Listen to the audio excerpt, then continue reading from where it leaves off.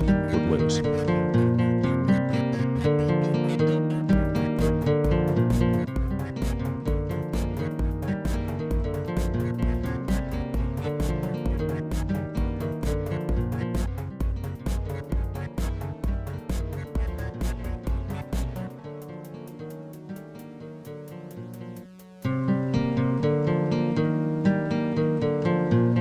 Hello, and welcome to the History of Rome. As the 300s gave way to the 200s BC, Rome found itself the de facto master of Italy. It was not yet official, but for all intents and purposes, Italy belonged to Rome.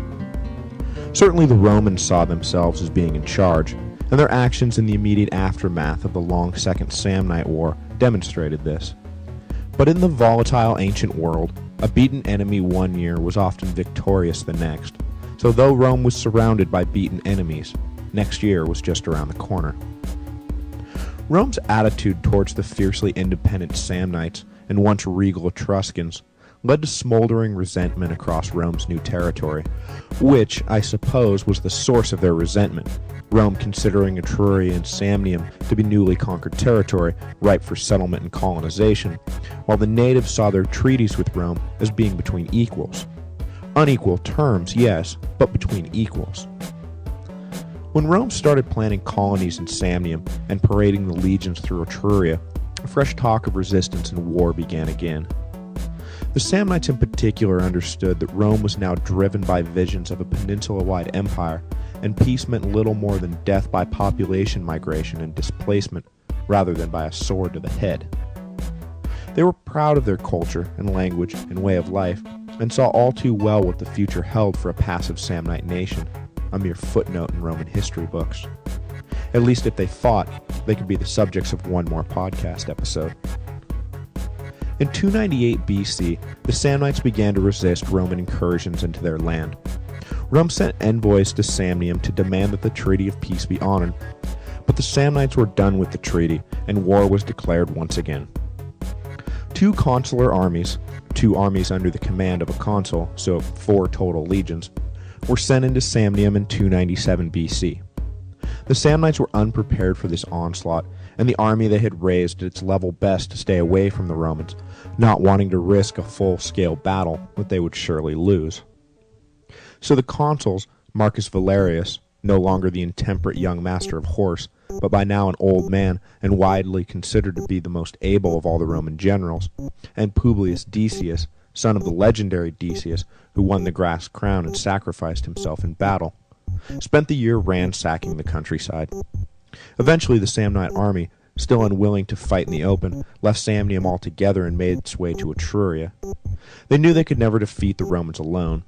They needed help. The next year, Appius Claudius, he of the Appian Way, was elected consul again. The people wanted to return Marcus Valerius as consul for the second year in a row, but he begged off, citing the mandatory decade wait before holding office again, scolding the Romans for attempting to abandon the rule of law just because they were faced with an emergency. Chastened, the electorate re-voted and elected instead a plebeian named Lucius Volumnius. When the Etruscans began to rise up as well, the 2 new consuls drew lots to determine their spheres of command. Volumnius was assigned Samnium, while Claudius drew Etruria. When Volumnius arrived in Samnium, he found that its army remained in semi-exile. He marched around, generally enriching himself and his men with ease, but he knew that there was no threat to Rome to be found amongst the women and children and old men of Samnium. Rome's enemies were in Etruria, he thought. What in the world am I doing here? At this point, a discrepancy in the record emerges. According to Volumnius, Claudius sent him a distress letter confirming his fears, stating that the Etruscans and Samnite armies had joined forces, and Volumnius must come to Etruria at once to help. Volumnius, seeing no danger in leaving Samnium, marched his legions north to Etruria to answer Claudius's call for help. When he arrived, however, Claudius denied having ever written such a letter. Claudius said that he was well in command of the situation and did not need Volumnius around trying to horn in on his glory. It was not explicit, but the implication was that the patrician Claudius did not need the assistance of a mere plebeian. Volumnius, offended by the reaction to what he thought was requested aid, said, "Fine, have it your way," and wheeled his army around. But the officers and men of Claudius's army blocked his path. Despite the vain assertions of their commander, they told Volumnius that the situation in Etruria was dire, and the presence of both armies was necessary for victory. Volumnius decided to put it to a vote of the legions, who, by loud acclaim, demanded he stay. Claudius was nonplussed, but was a savvy enough politician not to fly in the face of resounding popular opinion, and agreed to fight with Volumnius by his side. The united legions then rushed out to find the mixed Etruscan and Samnite army. The resulting battle was an ill-organized and sloppy affair on both sides. The general of the Samnites wasn't even present, so the Samnites were completely disorganized in their deployment, and the Roman legions, with their commanders at odds with one another and hasty in their search for a fight, just charged into the fray without any plan at all. But in spite of this, the Romans prevailed, scattering the Etruscans and leaving the Samnite army in disarray. However, this victory did not end the danger. The next year, 295, the Samnite army regrouped and the Etruscan communities committed fresh troops to the struggle. In addition, the Umbrians, a hill tribe from the northern Apennines, officially joined the coalition against the Romans, and, in a surprise development, Gallic tribes that had settled in the Po Valley allowed their services to be bought by the rich Etruscans, swelling the size and strength of the army Rome would soon face. The armies of these four races gathered near Clusium in northern Etruria to plan their next move. In Rome, consular elections were held, and despite his renewed protests, Marcus Valerius was returned once again. This time he bowed to public pressure and agreed to serve. His only stipulation was that Publius Decius be made his colleague. The two had been partners in the consulship twice before, and had served together as censors.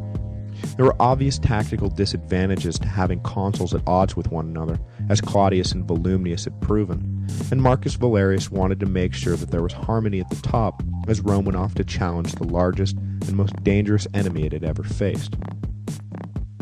The people agreed with this logic and returned Decius. However, despite their previous excellent working relationship, things immediately got off on the wrong foot. The Senate wanted to assign Marcus Valerius to Etruria without the traditional drawing of lots. Decius protested, saying that he had no problem being sent to Samnium to lead the war on a quiet front, but he would not do so arbitrarily because Marcus Valerius, a patrician, was considered better suited for the greater danger that lay in Etruria. He demanded that lots be drawn and let the chips fall where they may. Marcus Valerius, for his part, exacerbated the situation by accepting command in Etruria, and, in fact, claiming it as his right. If it had not been for his bold decision to enter the Cimmerian forest and secure the natives as allies of Rome, the legions would not have the supply routes needed to enable a major campaign in Etruria in the first place. He considered Etruria to be his country, and wanted to finish the job he had started. A heated exchange of words followed, but in the end, precedent gave way to popular pressure, and Marcus Valerius led his legions into Etruria without lots being drawn. However, after the Senate began to read Marcus Valerius's reports of the massive army gathering, and hearing Appius Claudius describe the desperate situation he had just left, they recalled Decius from Samnium and asked him to join Valerius in Etruria. Every enemy of Rome was gathered in the north, and the Romans absolutely, positively had to win the upcoming battle if they were to have any peace at all in the future. So Decius marched with his armies north, leaving a token force to watch over the non-combatant Samnites. Marcus Valerius was a far more practical man than Claudius, and when he saw Decius approaching, he welcomed him with open arms. Glory could only be had in victory, and the size of the anti-Roman coalition army was drastically reducing the odds of victory. But joined together, the legions would be more than a match for this formidable enemy. The two armies met near Sentinum and set up camp across from one another on a plain. Deserters from the Gallic camp brought the consuls word of the coalition's plan. They had decided that the Gauls and Samnites would fight Rome on the battlefield, while the Etruscans and Umbrians overwhelmed the undermanned Roman camp. They hoped to catch the Romans without an exit strategy and crush them between the force of their 4 combined armies. But, now knowing the plan, the consuls immediately took measures to prevent its implementation. In a classic display of indirect strategy, a contingent of legionaries was ordered out into the Etruscan countryside to attack and burn at will any house, community, town, or field they encountered. This devastation could not be tolerated by the Etruscans, who broke camp and made off to protect their homes.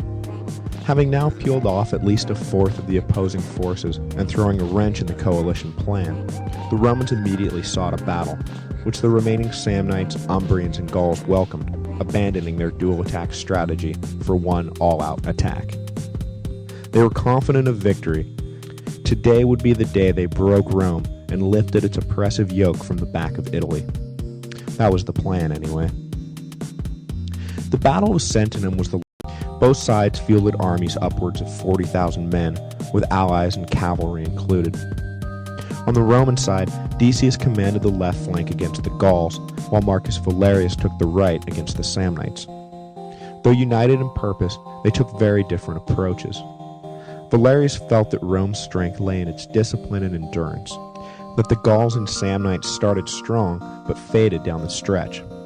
He took a conservative approach, holding against Samnite rushes, but not pressing the advantage or taking risks. Once they tired, though, he planned on crushing them. Decius, however, the junior partner, had no such patience. He wanted to meet strength with strength, and push back with everything he had against the Gauls. When they began to falter, Decius decided to win the battle early and decisively, but in his haste for glory, he sealed his own fate. He led a bold cavalry charge into the heart of the Gallic line, but, rather than breaking them, he found his own forces scattered and killed, and when the cavalry wheeled around to escape the Gallic attack, they charged headlong into the front lines of the Roman infantry, crushing under hoof many of their own men. The Roman left was in complete disarray and began to panic and flee. Decius, however, recognizing his folly, and here we are moving into romantic, vivid Roman storytelling, knew what he had to do. He called a priest and declared that as his father had sacrificed himself to ensure victory, so too would he, to atone for his folly. He anointed himself and, wrapped in a ceremonial robe, followed his father into the underworld. Seeing their commander's sacrifice, the Roman left rallied and charged the Gauls. On the right, Marcus Valerius's plan was about to come to fruition. He saw that the spears were thrown with a little less force and a little more aimlessly. He ordered his cavalry in middle line around to the right and pressed the Samnite flank. When they turned, Valerius ordered his main line to charge ahead and take no prisoners.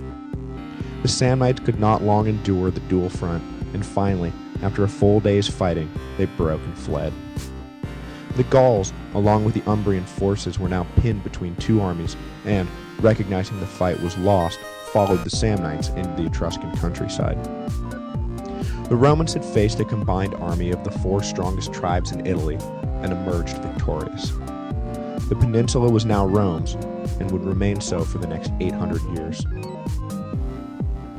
The war against the Samnites would carry on for another 5 years, but at Sentinum, the fate of Italy was sealed.